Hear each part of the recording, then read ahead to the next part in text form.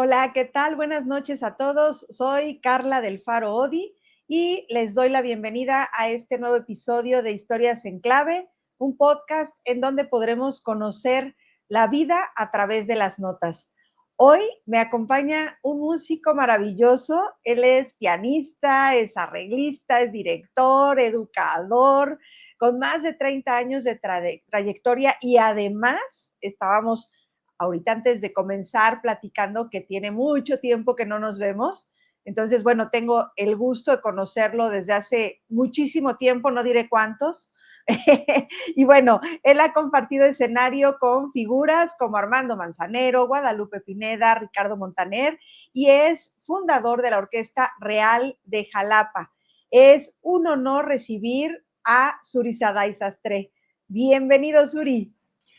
Hola Carla, pues qué gusto, también es un honor para mí estar aquí contigo, me da mucha alegría volver a verte después de tantos años y compartir este espacio con todo tu público y todo tu auditorio y todos tus seguidores. Ay, muchísimas gracias. Y en verdad, y se los digo a todos y lo van a ir viendo conforme avance la entrevista, es una persona yo tengo, digo, recuerdos fabulosos de ti porque eres una persona muy cálida. Para mí siempre ha sido, te hemos visto así y con muchísimo talento, de ese talento envidiable, porque siempre estabas, pero bueno, haciendo mil cosas. Ahorita platicaremos, pero bueno, esa es mi presentación. Me gustaría que tú nos dijeras y le comentaras al público quién es Suri Saday. Uy, bueno, pues Surizaday Sastre, pues ha sido un apasionado de la música, un apasionado de lo que es todo lo relacionado con el piano, con diversos géneros, con la educación, y pues ya iremos desarrollando poco a poco todo esto de la estructura de este pequeño enlace musical, si se le puede llamar así, ¿no? A través de estas plataformas. Con gusto, aquí. Así es, excelente. ¿Qué recuerdos guardas de tu infancia? Tú naciste aquí en Jalapa. Soy nacido aquí en la ciudad de Jalapa en 1970. Ok. ¿Y cuáles Y recuerdos? pues fíjate que soy de los pocos músicos porque nacidos aquí en Jalapa, porque muchos músicos han venido aquí a Jalapa y se quedan, ¿no? Cuando uno empieza a preguntar ¿de dónde eres? ¿De dónde eres? Pues resulta que muy pocos son de aquí, ¿no? Pertenezco a la Orquesta de Música Popular desde hace más de 30 años y te puedo mencionar que de un mundo de 50 músicos que conformamos e integramos la orquesta, habremos 3, 4, 5. El resto de los compañeros son foráneos que ya, pues ya pertenecen aquí a esta ciudad, ¿no? Porque aquí se han quedado y se han dedicado a la música y han hecho su universo aquí en esta ciudad. Pero sí, nací aquí en Jalapa y pues yo empecé a estudiar música cuando todavía no existía el CIMI, nada más Okay. imagínate. Empecé en 1980 en la Facultad de Música en Juárez 55, junto al Colegio Preparatorio Juárez, y de toda la facultad, pues había dos grupos que en esa ocasión se abrieron como programas piloto en la Facultad de Música con pequeños de 6 a 10 años. Ok. Y yo fui uno de esos pequeños que inició a los 10 años y posteriormente, después de 3 semestres, crearon el CIMI Ok. y nos bajaron ahí a Zamora, ¿no? Que cuando yo llegué a esa escuelita, yo decía, ay, no, esta escuela es muy infantil. Fíjate, yo de 11 años decía que esa escuela era muy para niños, ¿no? No teniendo 11 años, porque a mí me había encantado y me había gustado mucho el ambiente de la Facultad de Música, ¿no? Ese ambiente, pues muy bonito, que todavía se puede decir que hay sentimientos, ¿no? Y hay nostalgia porque no se ha logrado ese ambiente tan cálido que se encuentra actualmente en la Facultad de Música, ¿no? Así es. Hay muchas generaciones que ya no tocó conocer ese ambiente. Sin embargo, cuando he ido, ahí es desarrollo académico y siempre uno tiene cosas que hacer, ¿no? Académicamente. Entonces, cuando he ido, todavía me quedo ahí y recuerdo de mi niñez, cuando yo entré a la facultad de música con esa emoción, con ese gusto, y estábamos revueltos niños con adultos Sí. después, ¿no? Nos bajaron al CIMI y luego, conforme fuimos cumpliendo 15 años, otra vez nos regresamos a la facultad de música y a los 15 años ya estábamos revueltos, adultos de veintitantos con los más pequeños que éramos los de 15. Claro. Entonces Wow. tocó esa evolución estudiantil, ¿no? De la Facultad de Música y que pues muchos han sido programas pilotos que se han ido quedando y ahora pues mira, el CIMI es una gran institución, ¿no?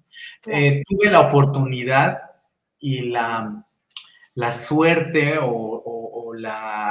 el honor de haberle grabado al CIMI su primer disco, porque yo tuve un estudio de grabación durante 20 años. Sí. Pues ese disco se llamó Semillas Musicales. Uy, qué Y bueno. lo empezó a promover el maestro Patricio Mendoza, el cantante tenor, no sé si lo conoces. Patricio Mendoza, que actualmente sigue siendo maestro de coro ahí en el CIMI. Uh-huh. Y pues a través de él hicimos un disco del CIMI, el primero, que eso ya tiene más de 10 años, ¿no? Pero pues tuvo mucho éxito en su momento, ¿no? Wow. Y hasta con videos, ese CD traía tracks del momento en el que estaban grabando los alumnos. Y hubo flautistas, Oye, qué los fabuloso. del coro del CIMI, pianistas, chelistas, guitarristas, que ahora ya son grandes músicos y que en ese momento eran pequeños. Pues ahí Claro. están. Ahora ya el CD ya desapareció, ya no hay, Okay. ya son otras plataformas las que ahora hay que estar buscando. Claro. Habría que recuperar todas esas grabaciones y subirlas, ¿no? Sí, ahí está, ahí está, Estaría, ahí está. estaría fabuloso. Así Tengo es. una duda, voy a rebobinar un poco. ¿Vienes de familia de músicos? Fíjate que yo descubrí que sí vengo de familia de músicos. Mi padre a mi padre le gustaba mucho la música y siempre tuvo guitarra. Él tocaba guitarra de joven y luego compró un órgano melódico y por ahí de los 20, 25 años, fíjate, de edad, me enteré que mi abuelo había sido cornista de la de la banda sinfónica de Tlaxcala. Wow, ok. Cornista, entonces él sí fue un ejecutante, un maestro, se puede decir, ¿no? A Sí. esa edad yo me enteré, por parte de la sangre paterna, ¿no? Por el lado materno, pues yo todavía me acuerdo que mi abuelo tocaba violín, tocaba guitarra y tocaba acordeón, pero él sí de manera lírica, él siempre de oído, ¿no? Él Sí. sacaba canciones y afinaba el violín y tocaba algunas canciones de oído. Él nunca estudió música. Entonces tengo las dos partes, ¿no? Del lado paterno tengo el lado académico y Sí. del lado materno tengo el oído. Porque Con eso se entiende todo, Suri. sí, En verdad. porque hay muchos talentos que tienen mucho oído, pero Ujú. no han tenido la oportunidad de estudiar, ¿no? Y Así con es. ese gran oído han logrado, pues, una trayectoria y una trascendencia, ¿no? Así Claro. como hay músicos que fueron totalmente académicos y que junto con la fusión de tener un oído musical, pues, por supuesto que ayuda muchísimo, ¿no? A Sí. tener una vida musical más completa. Pero detiene un poco, ¿no? También cuando falta esa parte del oído, sí te Claro, detiene, y por te supuesto. detiene Y hay mucho. personas que les ha costado más precisamente por esa falta, ¿no? Sí, De que no oído. tocas si no llevas la partitura, ¿no? Exactamente. Sí. Yo me acuerdo cuando quedaba sorprendido que algunos compañeros, hijos de músicos, tenían oído absoluto, ¿no? Wow, sí. Y nos preguntábamos, ¿tienes oído absoluto? No. ¿Tienes oído absoluto? Sí. Ay, a ver qué nota es esta. Y te daban la nota, ¿no? Sí, sí, Yo sí. en ese entonces decía que tenía oído obsoleto, no absoluto. Una palabra muy parecida, pero muy diferente. Ay, excelente, Suri, qué bonito. ¿Qué maestros recuerdas del CIMI, de la Facultad de Música, antes de la licenciatura? Pues mira, en el CIMI, cuando uno era niño, yo tenía una sed de aprender música, porque yo le decía a mis padres, yo quiero aprender música. Y pues mira, he sido muy afortunado porque haber nacido en una ciudad que yo no sabía en ese entonces que era una ciudad musical, ¿no? Ahora podemos darnos cuenta de la importancia que tiene Jalapa a nivel nacional e internacional. Sí. En ese momento, pues yo simplemente quería estudiar música. Yo empecé a estudiar guitarra a los 7 años en lo que era el Parque Murillo Vidal, que era donde era el dique. No sé si tú te acuerdas que Sí, hace por muchos supuesto. años, ahí por los lagos, estaba el dique, donde había un juegos para niños. Ujú. Y había coches eléctricos y lanchas. Sí, el A un conejito. lado, ajá, sí, a un lado daban talleres de guitarra, daban Ok, talleres de danza, y otros talleres. Entonces yo ahí empecé a los 7 años a estudiar guitarra. ok. Ahí fue mi primer acercamiento musical ya con un maestro. Posteriormente ya pasé a la Facultad de Música a los 10 años y a mí me encantaba porque me daba solfeo la maestra Noemí Cortés, no sé Bien. si Sí. alguien la conoció, que es tía de Leonora Cortés Ujú. Barradas, o Barradas de Barradas, Cortés. ajá. Pero ella fue mi primera maestra de solfeo, ¿no? Y el maestro Richard fue mi primer maestro también de coro. Mira, qué Cuando bonito. yo era un niño, ¿no? Sí. Entonces, después nos extraen de ahí todos los pequeños y nos mandan al CIMI y ahí ya tuve otros maestros, ¿no? Muy Y ya bien. era un mundo muy infantil, ¿no? Pues ya Sí. éramos los pequeños que habían iniciado un, ya en una escuela exclusivamente para niños, ¿no? Claro. ¿Y cuándo decides que no iba a ser la guitarra, sino el piano? Fíjate que, de hecho, mis papás me, me, mm, me propusieron que yo estudiara cello, Ah, okey. porque me decían que pianistas había muchos. Y entonces yo les decía, es que yo quiero tocar piano. Y yo tenía en mi casa órgano, tenía el Lili Ledy, no sé si tú te acuerdas de ese Sí, organito. cómo no. Ledy. Pues ahí tuve mis primeras clases a los 6 años, porque mis papás cuando llegaron con ese pianito yo estaba súper feliz y empecé a sacar solo las canciones, ¿no? Sí, Y después yo empecé a estudiar cello. Mi primer maestro fue Gigi Bunata, el ya, checoslovaco. sí. Casi no le entendía yo porque él acababa de llegar y su español no era muy bueno. Yo creo que hablaba un 30, 40%, ¿no? Sí. Pero a mí lo que no me gustaba era tener que cargar el cello, aunque era un cello más pequeño, un cello 3/4, pero de todas maneras no me gustaba, me daba pena que me vieran Okey. cargar, me daba pena a mí andar con un cello ahí, ¿no? Yo tenía 11 años, ¿no? Entonces se veía más grande el instrumento que yo, ¿no? Hasta que yo les dije a mis papás, es que yo quiero piano, y me dijeron, pues bueno, pues a ver qué puedes hacer. Y ya hablé ahí en la, en, en la dirección que me quería cambiar a piano y uy, pues no era que había que hacer un escrito y ya yo hice el escrito porque quería piano y ya me buscaron maestro de piano. ¿Quién Y fue tu empecé con el maestro? maestro Alejandro Corona, Okey, okey, okey. que él venía llegando de Alemania, terminó su maestría como pianista, ganó una plaza y empezó como maestro y le dieron horas en el CIMI Sí. para completar su carga, ¿no? Entonces tenía alumnos, tenía horas en la Facultad de Música y complementaba su carga en el CIMI, ¿no? Y fui de sus primeros alumnos también en la Mira, qué universidad. maravilla. Así es. Okey. Entonces, pues así fue como ya cuando cumplí 15 años, pues otra vez voy de regreso Sí, Y pues ahora había que llenar el Cardex de los semestres, porque lo que está en el CIMI ok, no cuenta académicamente sí, para tu formación, ¿no? sí, claro.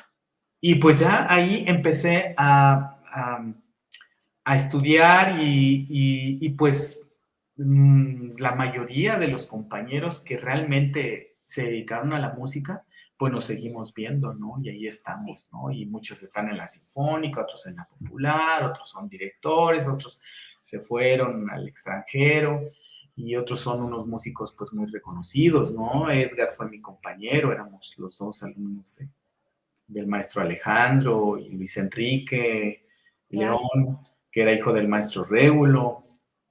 Entonces, pues ahí empecé a llevar toda esa vida. Ay, qué hermoso. Así es. Siguiendo con tu formación, estudiaste la licenciatura en educación musical y después hiciste una maestría en liderazgo y dirección. ¿Qué Así te, es. qué te llevó a complementar tu formación artística con la académica y la de gestión? Pues mira, en el 2008, en la Orquesta de Música Popular hubo algunos conflictos, regresó el maestro Mateo Oliva, y Ujú, entonces yo pedí un cambio de inscripción porque yo fui director asistente del maestro Rodolfo Popo Sánchez, que acaba de ujú, fallecer hace un par de meses. sí. Yo estaba como director asistente de la Orquesta Universitaria de Música Popular. Entonces, cuando se vienen algunos cambios, el maestro Rodolfo y yo, pues salimos de la Orquesta de Música Popular y nos colocan en la Dirección de Difusión Cultural. Ahí en la Dirección de Difusión Cultural había talleres de música. Entonces yo empecé a participar como profesor de piano en talleres de música ahí en Juárez 81, donde actualmente es la Dirección de Difusión Cultural. Ujú, Ahí estuve dando clases y posteriormente me ofrecieron quedarme con la coordinación de los talleres. Yo sentí que era mi oportunidad de aprender lo que es la gestión, ¿no? Porque como en todo la música, no solo la música, cualquier profesión se tiene que administrar. claro. Y eso es de las cosas que no aprende uno en la escuela. En la escuela, como la facultad de música. Sí. Ahora en Yasup ya llevas una materia de eso, de gestión y cosas así, ¿no? Ok. Pero cuando yo estudié, pues no existía nada de eso, de gestión. Entonces decidí para pues realizar bien mi labor como coordinador de talleres, que teníamos ahí 14 talleres y yo administraba más de 40 maestros y teníamos más de 180 alumnos, o sea, estábamos mmm, casi lo mismo que el CIMI, ¿no? En comparación de alumnos, ¿no? Pero el CIMI pertenece al área académica de artes y Ujú, los talleres de música pertenecen a la Dirección de Difusión Cultural, pertenecían, ¿no? Porque con la pandemia se acabó eso. Y pues me llamó mucho la atención de poder hacer una maestría en esa especialidad que es en liderazgo, ¿no? Casi no hay músicos que, aunque sean directores de orquesta musicalmente, aunque tengan una agrupación, pero muy pocas veces se prepara uno para el liderazgo, ¿no? sí. Y yo siento que eso me ayudó muchísimo. Me di cuenta que tenía muchos rasgos yo de liderazgo porque siempre desde pequeño pues he creado grupos, Bien. he, he movido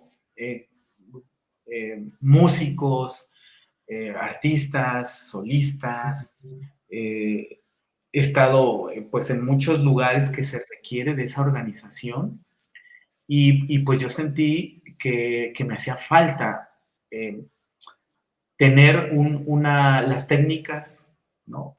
Las técnicas de liderazgo.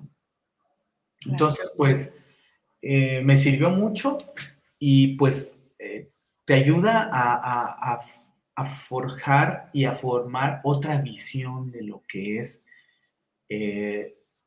la música, ¿no? La administración y la gestión. Wow. ¿Encuentras mucha diferencia entre el Suri estudiante y el Suri director y formador? Fíjate que yo siempre yo lo que he creído es que siempre debemos de tener sueños, ¿no? Y yo soñaba mucho con los ojos abiertos, mucho.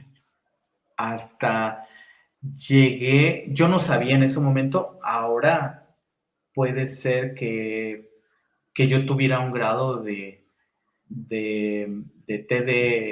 TDAH, Ajá. ¿no?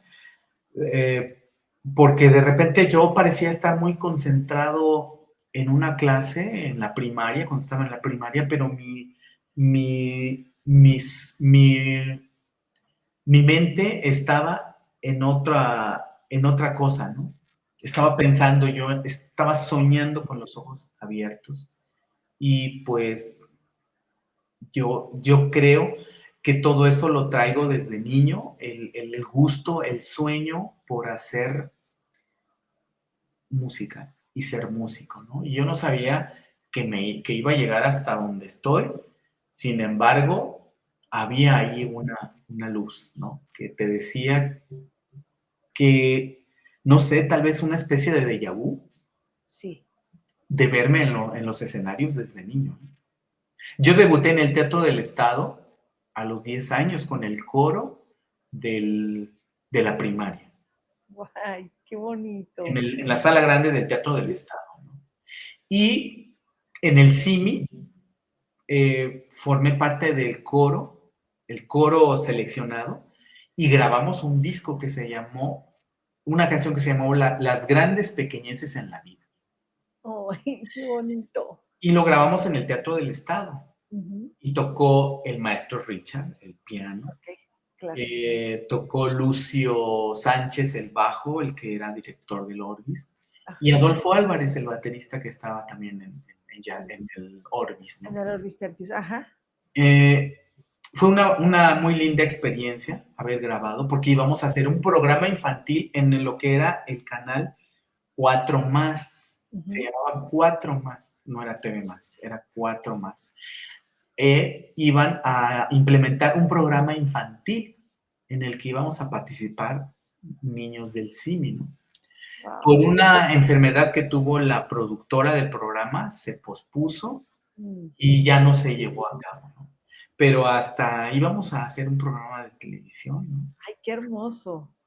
A los 11 años yo ya había estado en foros, en escenarios, en Sí. teatro, y cuando yo sentí por primera vez la ovación de un público, tenía yo 11 años, pues yo siento que eso me marcó para el resto de mi vida y yo quise volver a sentir esa adrenalina. Claro. Y es una adrenalina cada vez que uno está frente a un público y cuando está uno masivamente, por ejemplo, sabes que tocamos con Ricardo Montaner, pues estar en el puerto de Veracruz, ahí en el malecón, con toda la plaza llena, no sé cuántas personas quepan, 10,000, 15,000, Sí. pero escuchar esa ovación, esos gritos, es algo que te marca, ¿no? Sí. Y he tenido la fortuna también de tocar allá en México, en el Auditorio Nacional, que caben 10,000 personas, ¿no? Claro. Entonces, son escenarios gigantes, Sí. que marcan, ¿no? Entonces, es muy lindo eso, ¿no? Esa experiencia. Con Montaner fue aquí en Veracruz y con el maestro Armando Manzanero y Guadalupe Pineda en México, en Ciudad de México. Fue aquí en Jalapa las dos ocasiones. Ok. Con el maestro Armando Manzanero dimos un concierto en el Teatro del Estado con la Orquesta de Música Popular y también con Guadalupe Pineda. Ujú. Y también tocamos en la inauguración del Museo del Transporte con Armando Manzanero, Ujú. la inauguración y una cena. Y ahí nos presentamos dos veces, ahí también con él, o sea, una vez fue en el Teatro del Estado y otra vez fue en, en- en el Museo del Transporte. Claro. ¿Qué aprendizajes te dejó trabajar con ellos? Pues mira, su profesionalismo, su calidez, su entrega y esa visión que tienen, ¿no? De saber qué es lo que el público quiere, ¿no? Yo siento que es una energía recíproca. Eh, lo que tú le puedas dar al público, el público también te retroalimenta con los aplausos, las ovaciones, y eso hace que exista un compromiso profesional, musical, de uno hacia el público, ¿no? Claro. Con mi orquesta, bueno, perdón que brinque, he tenido también esas satisfacciones y nos hemos presentado en muchos lugares, en muchas ciudades y en varios estados. Ujú. Y qué bonito es que te reconozcan en otros lugares, ¿no? Hemos tenido invitaciones para ir a Canadá y a España, y pues justamente por la pandemia se cayeron esas cosas, ¿no? Eso Claro. cambió muchísimo, ¿no? Pero han sido experiencias, regresando a la pregunta, que uno aprende de esos músicos esa grandeza, ¿no? Porque la grandeza también se tiene que ver, observar para poder llegar a esos niveles. Claro. ¿Y ahí cómo es, Uri? ¿Llegas, te dan partituras o cómo es la cosa para que todo el mundo sepa? Porque bueno, Sí, en tu orquesta estás trabajando, ¿no? Digo, continuamente, ¿no? Todos estos ensayos, ¿no? sí, Pero mira, ellos, por ejemplo, con Ricardo Montaner, pues llegó como que un director musical de él, con el que teníamos que pegarnos a una pista.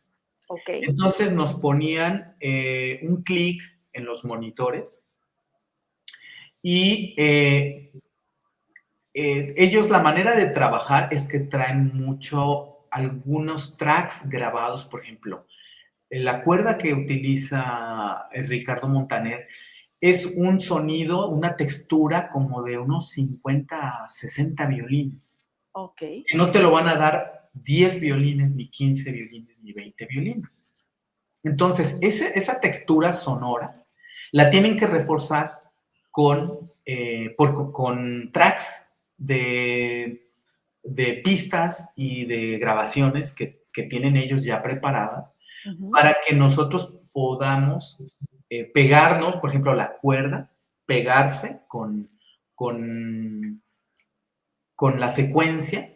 sí, Y claro que a la hora que se junta, pues da la apariencia sonora que es una gran orquesta, ¿no? Pero claro, realmente está apoyada musicalmente, ¿no? Pues, técnicamente, perdón. sí, Está apoyada técnicamente y tecnológicamente para hacer que afuera se escuche esos 70 violines ujú, que no existen, ¿no? Sino que ahí la orquesta, pues imagínate, dan 10 violines, 2 violas, 2 chelos y un contrabajo. sí, Esos 15 músicos no te los va a dar nunca una cuerda de 70 músicos, ¿no? claro, Es como si fuera una sinfónica o más, ¿no? sí, Porque además en las grabaciones duplican las tomas y si graban 30 violines, pues duplican las tomas, panean y entonces ya eso ya se vuelve de 60 violines o de 90 violines, ¿no? wow, Hay algunos trucos, algunas técnicas para hacer que 30 violines se escuchen a 90,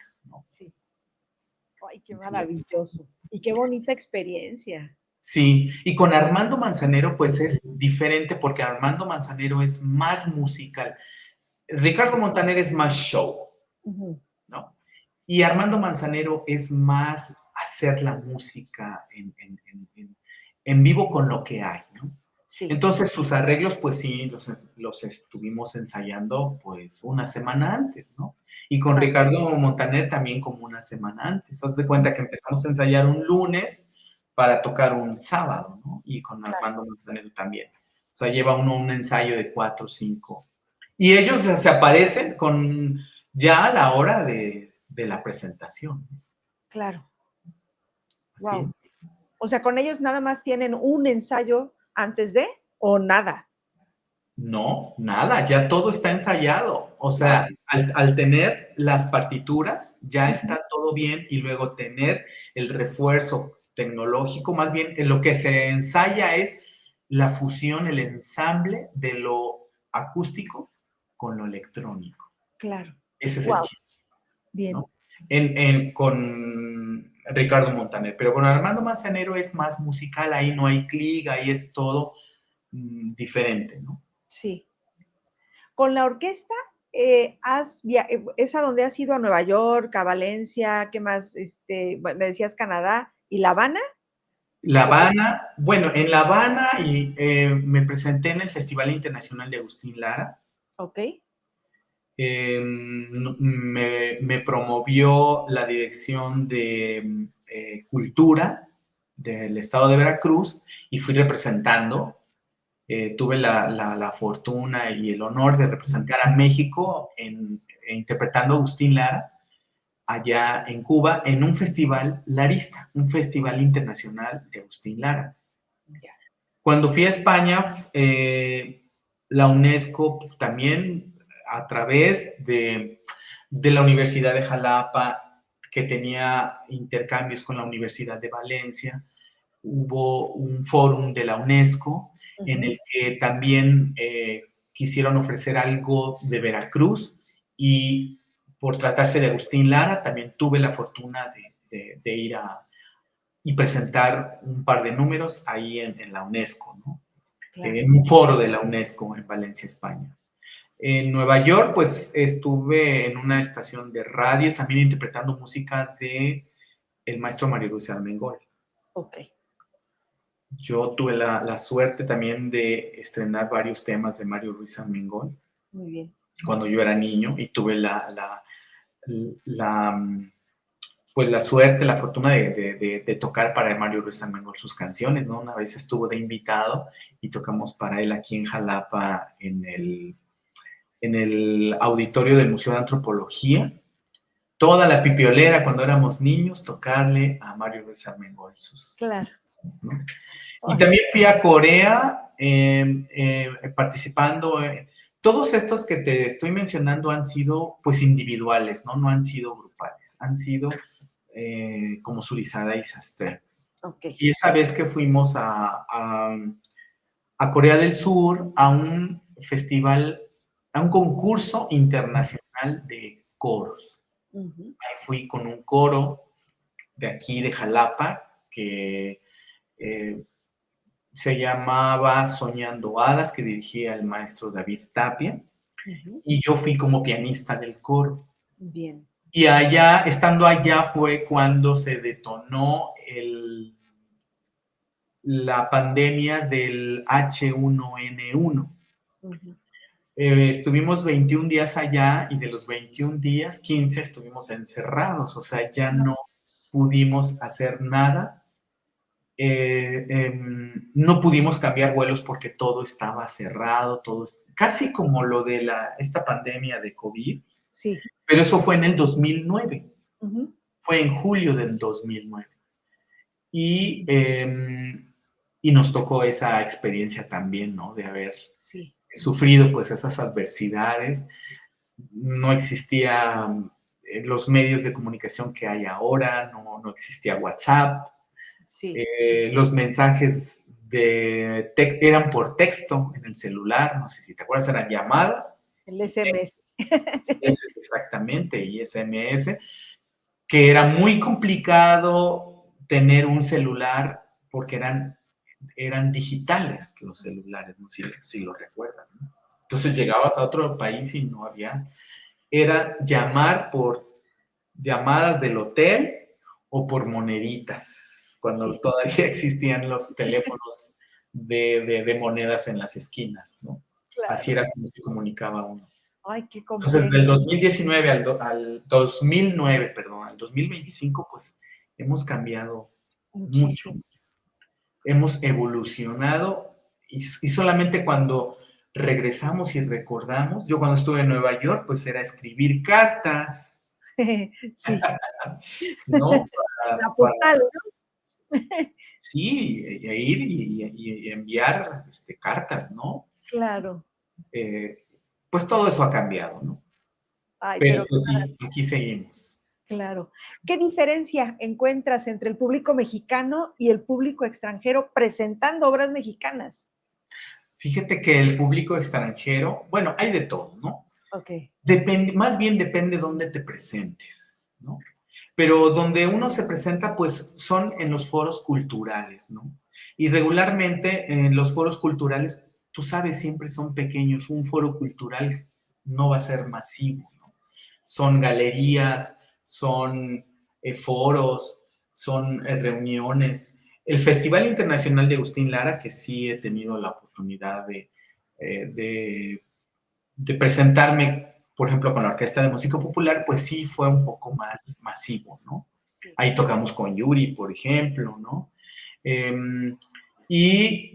Pues en esas situaciones, cuando uno está fuera del país, como que uno va dirigido, ¿no? Llega a un público dirigido donde es culturalmente valorado algunas cosas porque hay un previo eh, una previa, ¿cómo se puede decir? Intercambio, ¿no? Intercambio cultural, ¿no? Donde ofrecen que va a venir, que puede venir alguien a interpretar temas de un compositor veracruzano, mexicano, y se aprovecha porque el foro trata de, no sé, de compositores latinos o algo así, ¿no? Entonces, en esas cuestiones, no, en esos lugares, no se abre uno a otros públicos más grandes, ¿no? Más masivos, pero sin embargo son muy, muy respetuosos y muy eh, reconocen mucho al artista mexicano. Claro. Y es Ay, qué culto. hermoso. Y también has estado en varias orquestas colaborando, la de Oaxaca, la de Hermosillo, en Boca, teniendo todo híjole, tantas cosas y con tantos músicos que has estado, sé que es difícil la pregunta, pero ¿cuál ha sido lo más desafiante y por qué? Pues mira, he estado como invitado en las Orquestas Sinfónica de Oaxaca y la Filarmónica de Sonora, Orquesta Sinfónica de Filarmónica de Sonora, gracias a Marco Antonio Díaz Landa, no sé si lo conoces, el Beatle, que es conocido en el argot musical como el Beatle, con su quinteto Britannia, y que él me invitó un tiempo a participar en esos conciertos de Beatle sinfónico ¿Mm? y Queen sinfónico, ¿no?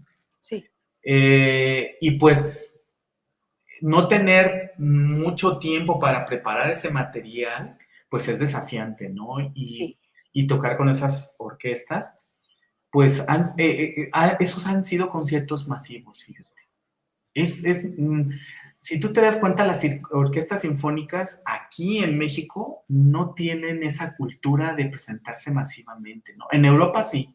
sí, En Europa las orquestas se presentan en unos foros gigantes y los hacen ahí porque no cabe la gente en un teatro. claro. Pero esa vez en Sonora participamos en el Festival Internacional Ortiz Tirado, no sé si has escuchado. Es un festival que cada año se lleva a cabo en Sonora Ujú, y pues nos presentamos en esas plazas públicas donde se llena todo de gente, ¿no? claro, Y presentamos Beatles Sinfónico y Queen Sinfónico, ¿no? Con un sí. gran coro, ¿no? Entonces, eh, sí, son lugares muy, muy, muy marcados para uno, ¿no? Y si creen que eso fue todo, no, también eres productor.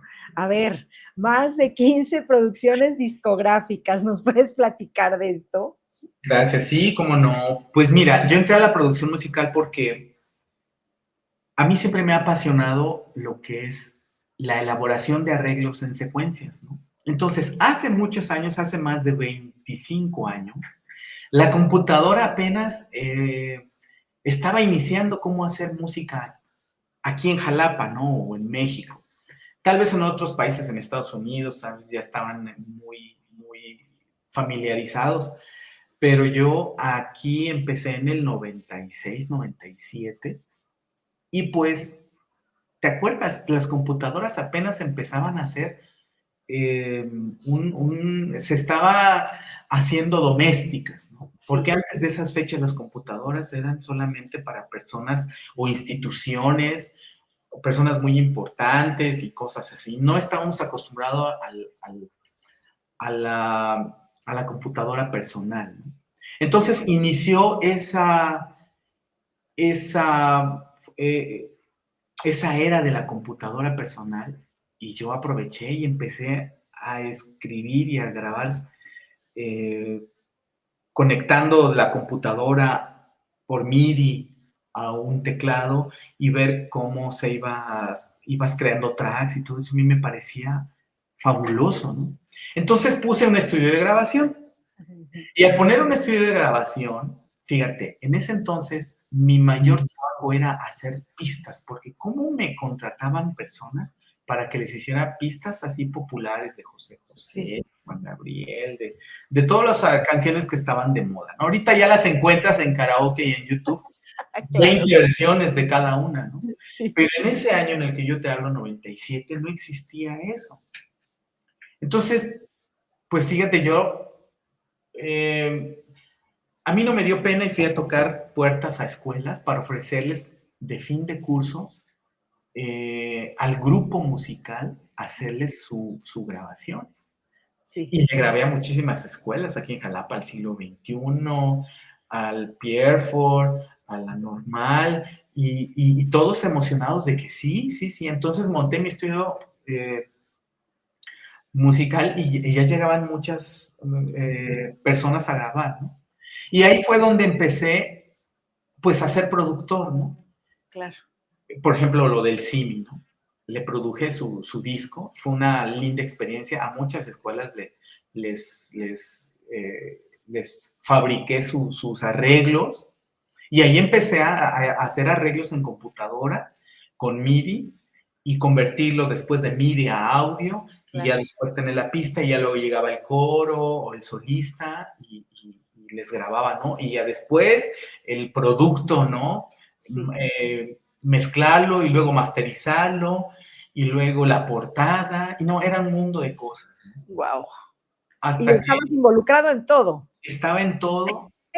Y pues imagínate, no me alcanzaban las 25 horas del día. Claro. Había que trabajar ahí 25 horas diarias, Pero es que y también te metes en todo, señor, sí, me metí en muchas cosas. porque también después vienes como director musical y viene All This Night. Después, pues no sé si tú escuchaste estuvo anunciado mucho tiempo. Sí, cómo no. Hicimos 3 conciertos, y los 3 conciertos con ese programa de All This Night y Golden Oldies, llenamos en todas partes. Yo escribí los arreglos. Uf, fue una labor titánica. Imagínate escribir todo un programa musical, y no solo fue lo musical, sino también lo actoral. Claro. Y pues conseguí un ballet.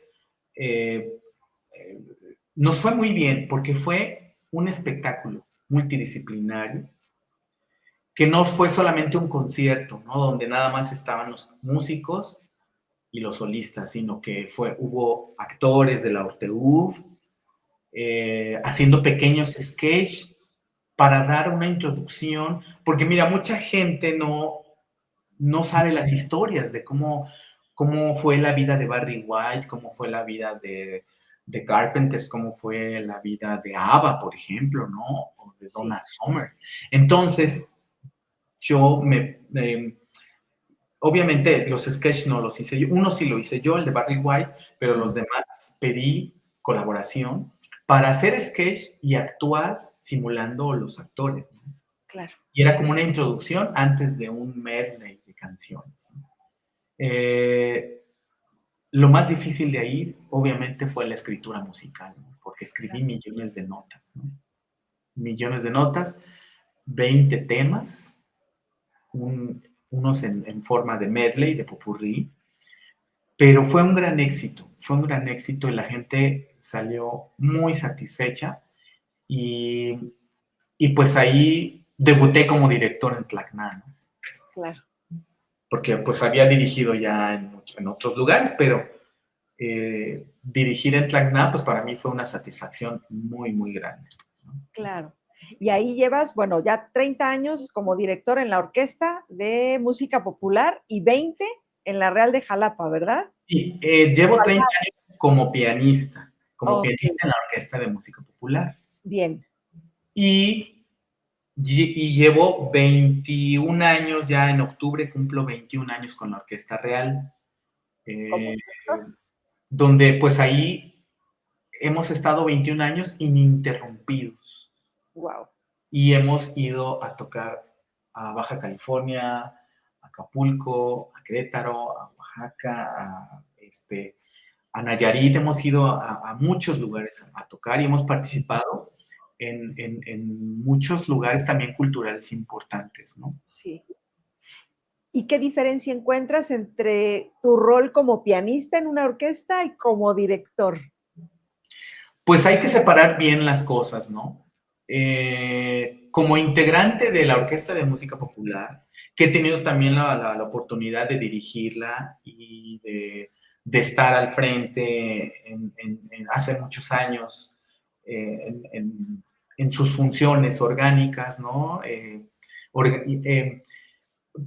Pues todo lo que uno hace es temporal, ¿no? Sí. Pertenecer al consejo técnico, pertenecer al colegio, al maestro académico, ser director asistente, son periodos que no son permanentes, ¿no? Pero pues he tenido muchas satisfacciones también como pianista en la Orquesta de Música Popular y ahí he tenido pues una vida muy académica, ¿no? Sí. Porque es algo que tiene uno que adaptarse a lo que es, pues, la disciplina, ¿no? De pertenecer a una institución musical, ¿no? Donde uno no puede hacer lo que uno quiera, sino que uno tiene que adaptarse a las órdenes de trabajo, ¿no? Claro. ¿Qué Y metas hay? Perdón, no dime. Y con la Orquesta Real de Jalapa, pues es algo que yo he dirigido y he hecho a mi imagen, ¿no? En la que pues hemos consolidado una agrupación que pues que sigue vigente después de veintitantos años, después de 20 años, y que no es fácil porque hay muchos grupos que se han creado y se han desaparecido, ¿no? Claro. Es muy difícil mantener un grupo musical, ¿no? ¿Y por Y, qué crees que tiene todavía esa vigencia? ¿Perdón? ¿Por qué crees que todavía conserva esta vigencia? Pues mira, yo creo, para empezar, por el repertorio que tenemos. O sea, siempre estamos en búsqueda de nuevo repertorio y siempre estamos en búsqueda de nuevos temas musicales Ujú. y pues pues hay que invertir, ¿no? La Orquesta Real de Jalapa es una empresa. Y Sí, una empresa, pues hay que dedicarle tiempo de administración, tiempo de organización, tiempo de promoción, de relaciones públicas, ¿no? De muchas cosas que requieren para estar siempre presente. claro. Aprovechando, pasado mañana vamos a tocar en el primer festival internacional de la ópera en Jalapa. Wow. Sí, es el primero, este año 2025. ¿En dónde va a ser? Pues van a ser diferentes puntos. Ajá. Viene Maraya Catzaraba, Ok. Genaro Zulbarán, y Orquesta Real de Jalapa va a tocar acompañando a unos solistas. El que organiza esto es Oscar Guiot, no sé si has oído Ujú. hablar, es el Pavarotti de aquí de Jalapa. Sí, Y el domingo la Orquesta Real de Jalapa va a acompañar a esos solistas en la clausura. bien. Entonces, ahí estamos, ¿no? Por eso te digo que seguimos vigentes porque seguimos estando en la solicitud del público, ¿no? Nos Claro. llaman. Aquí les dejo las redes para que estén pendientes. Desde hace rato las puse, aquí están, pero Sí. para que estén pendientes, porque justo fíjate que hace rato me decía una jovencita de 15 años, me decía, yo no sabía que todo esto existía. Y pensar que siempre se dice que en Jalapa no hay nada que hacer, le digo, no, mi niña, en Jalapa hay mucho que hacer, lo que pasa es que a veces la promoción, para mí, se pone en los lugares, digo, no es inadecuado, pero no en los lugares clave. Por ejemplo, van y te ponen un cartel en el área de artes. Por favor, ponlo en Plaza Américas, en Plaza Ánimas, ¿no? En donde la gente que no es músico, que no es artista, pueda ir a esos lugares, ¿no? Entonces yo le decía, entra para que cheques lo que hay, porque la Orquesta Real tiene, pero no sabía que venía esto, ¿no? Pero le digo, tiene muchísimas cosas y bueno, ustedes que están jóvenes, tienen que estar informados de todo esto, porque no es posible que nada más vayan al cine o a dar vueltas a la plaza, ¿no? Claro. Entonces, bueno, ya los he estado regañando, entonces, bueno, qué bueno que nos dices, aquí están las redes y hay que seguir con esto, ¿sí? Así Ahora, es. bueno, ya para ir cerrando, ¿cuál es tu filosofía de vida en torno a la música? Uy, pues mira, la filosofía de vida en torno a la música es que es casi infinita. Eh, yo siento que la música forja mucho a la gente. Eh, también soy académico, tal vez de eso no hablamos. Doy tutorías en la Universidad Veracruzana y fíjate, tengo alumnos de todo el estado menos de Jalapa. Es increíble. De toda la región, desde Coatzacoalcos hasta Tuxpan, Poza Rica, Veracruz, Córdoba, Orizaba, y ofrezco una materia que se llama, una tutoría que se llama Armoniza tu vida con canciones. Ok, Y yo siento que en esa frase te dice todo. ¿Cómo puede uno armonizar su vida con la música? claro, ¿No? Que le sirve a uno. Yo creo que gracias a la música te alimenta el alma y el espíritu de una manera que no lo hace otra cosa. Bueno, hablando de manera personal, ¿no? Y que eso hace que uno viva sano en sus emociones. sí, Eh, yo soy afortunado y me siento muy afortunado de estar en lo que amo y de hacer lo que amo. Me siento muy afortunado. Me ha dado muchísimas satisfacciones y sé que todavía me falta mucho por hacer, ¿no? Porque siempre estoy viendo qué cosas, ¿no? O sea, Surizada y Sastre ha sido una evolución desde los 10 años hasta ahora los 55 años que tengo. No he dejado de evolucionar. Y yo creo que eso es lo importante, que no dejemos de evolucionar, porque todo en la vida es cambiante. Y si nosotros no cambiamos, no evolucionamos, nos quedamos. claro. Entonces tenemos que estar siempre actualizados. Yo sigo aprendiendo, sigo estudiando. Ahorita estoy estudiando un diplomado, ¿no? Quiero hacer el doctorado en dirección de orquesta. Muy bien. Entonces hay que seguir actualizando y no me va a alcanzar la vida para aprender todo lo que quisiera aprender, ¿no? ¿Qué Entonces, mensaje le darías a los jóvenes que se quieren dedicar profesionalmente a la música? yo siento que eviten las distracciones y que sueñen con los ojos abiertos. Es bien importante. Yo, si no hubiera soñado con los ojos abiertos, tal vez no hubiera alcanzado todas mis metas. Claro, Y estamos en la era de las distracciones. Por todos nos distraemos, ¿no? Entonces hay que realmente concentrarse en lo que uno le apasiona, lo que uno disfruta. Y, y de esa manera, pues pueden lograr todas sus metas, ¿no? Y pues yo invito a todos que siempre traten de superarse y de ser mejores personas también, porque ser una mejor persona también te hace ser mejor músico y mejor intérprete. Claro. Nosotros como músicos no podemos permitirnos guardar rencores ni odios, porque todo eso lo transmitimos. Y el público no es tonto, y el público siente, y el público percibe.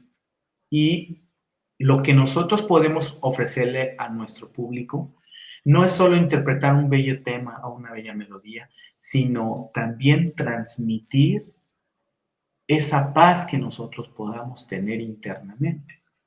Pero si nosotros no tenemos esa paz interna, ¿cómo vamos a transmitir o cómo vamos a interpretar un nocturno de Chopin? ¿O cómo vamos a interpretar esos temas que requieren, son tan delicados de interpretar si no tiene uno ese amor por dentro? Claro. ¿Verdad? Entonces, hagamos las cosas con amor. Eso. ¿Qué te falta por hacer en lo musical? Pues yo siento que, mira, he tenido unas satisfacciones, por ejemplo, por medio de YouTube a mi orquesta real, nos han escrito de todo el mundo y nos han escrito en muchos idiomas felicitándonos, ¿no? A mí me gustaría, lo que me falta es recorrer el mundo haciendo esa música, pero ahorita me encuentro ligado a una institución, ¿no? Tengo un compromiso con la Universidad Veracruzana. Ya me falta poco para jubilarme y estoy en esa disyuntiva, si me jubilo o no me jubilo, ¿no? Y si me jubilo es para poder desplegar mis alas e irme a otros países a hacer música. Qué maravilloso, Suri. En verdad, híjole, te felicito. Te felicito por todo y es, híjole, un placer. En verdad, tantos años. Y creo que dejamos de vernos cuando éramos unos polluelos. Sí, unos Entonces, bueno, jovenzuelos. sí, sí, sí. Entonces, verte y escucharte así, bueno, es maravilloso. En verdad, es un honor, ha sido un honor escuchar tu historia, conocer más de tu trayectoria. Digo, sabía que andabas por ahí haciendo mil cosas, pero bueno, conocerla de esta manera hace que te admire, que esta pasión, esta entrega, esta forma con la que has hecho la música y que yo siento y van a ver, el público lo va a decir más adelante, se van a dar cuenta de ese puente que estás haciendo para lograr inspirar a la gente. Entonces, bueno, te deseo que todos tus proyectos sigan siendo así, tan brillantes, tan trascendentes como los has construido hasta ahora. ¿Algo más, Uri? Pues algo que a mí me llena me llena a mí y que es algo que también para tu audiencia, pues que he generado empleo. He generado empleo durante muchos años, porque con mi orquesta pues tocamos también mucho en bodas, en 15 Claro. años, en fiestas, ¿no? Y todo eso pues es ingreso, ¿no? Algo bien difícil es generar empleo con la música. O sea, que uno se pueda vender o promocionar, pues es algo individual, ¿no? Pero hacerlo, generar empleo. Mira, la Orquesta Real ha llegado a tener más de 60 músicos trabajando, ¿no? Sí. En algunas ocasiones, en algunas fechas, en algunos momentos. Y se ha diversificado y ha estado simultáneamente trabajando en 4 de 5 ciudades el mismo día y a la misma hora. Sí. Eso es un logro, eso es un logro. Y lo que yo te decía, generar empleo es también una satisfacción muy bonita, ¿no? Que además sirve a la sociedad. Claro. Ay, Suri, muchísimas gracias. En verdad, te agradezco la oportunidad y bueno, ya te estaré compartiendo la grabación, los reels. Y por favor, a todos los que nos escuchan, denle like, suscríbanse, por favor, activen la campanita y si les gustó el contenido, compártanlo. Muchas gracias, Suri. Gracias, Carla. Te envío un fuerte abrazo, un gusto volverte Igual, a saludar y en algún otro momento que desees algo mayor conocimiento, otras experiencias, con mucho gusto estoy para servirte. Te agradezco muchísimo y así va a ser. Vas a ver, te voy a estar dando guerra. Muchas gracias. Un abrazo. Igualmente. Hasta pronto. Este sábado 13 de septiembre a las 4 de la tarde en Historias en Clave tendremos como invitado a Miguel Ángel Ramírez, guitarrista y director artístico con una trayectoria internacional fascinante. Integrante de la Orquesta de Guitarras de Jalapa desde 2004, ha llevado la música mexicana a escenarios en Rusia, China, Estados Unidos, Costa Rica y Colombia. Su versatilidad lo ha llevado a brillar como solista, arreglista, docente y director, consolidándose como una de las figuras más destacadas en la guitarra clásica y de cámara en México y Latinoamérica. Prepárate para conocer su historia, sus giras y su pasión por la guitarra y la enseñanza. No te lo pierdas en vivo por YouTube, solo en Historias en Clave.